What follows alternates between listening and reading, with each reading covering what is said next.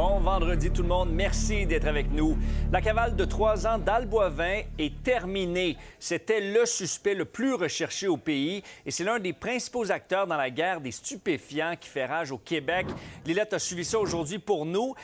Al Boivin a été retrouvé en Espagne. Oui, il a été appréhendé seul, donc sans sa conjointe qui est toujours recherchée et comme tu le disais, en cavale depuis à peu près février 2023.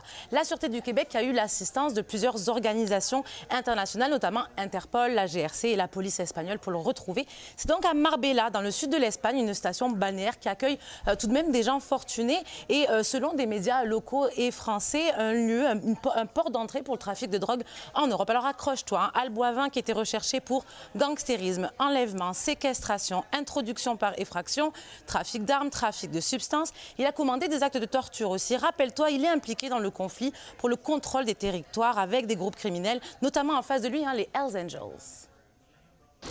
Pour la situation du crime organisé au Québec, c'est une grosse arrestation. Le portrait d'Al Boivin, c'est ça. Il y a plusieurs années, il était associé aux Hells Angels.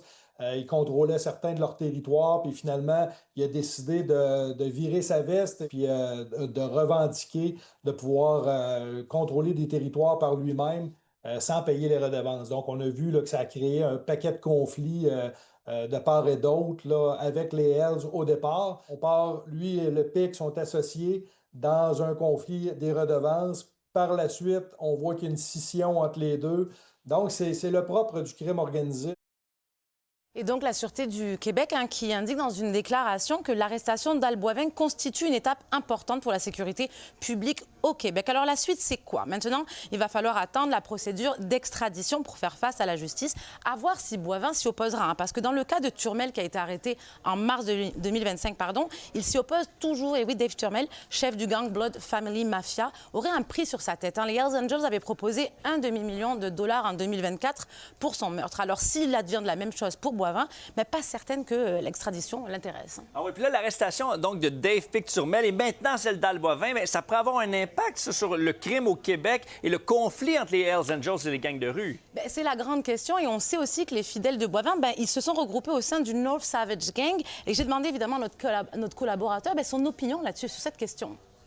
Évidemment, le fait qu'ils sont derrière les barreaux, c'est même si ça ne les empêche pas complètement de procéder à certaines activités, ça les contraint de façon importante. Donc, on le voit avec le PIC, les BFM ont perdu du terrain, donc c'est la même chose avec Al Boivin. Ça va être beaucoup plus difficile pour lui de passer des ordres, de passer des messages.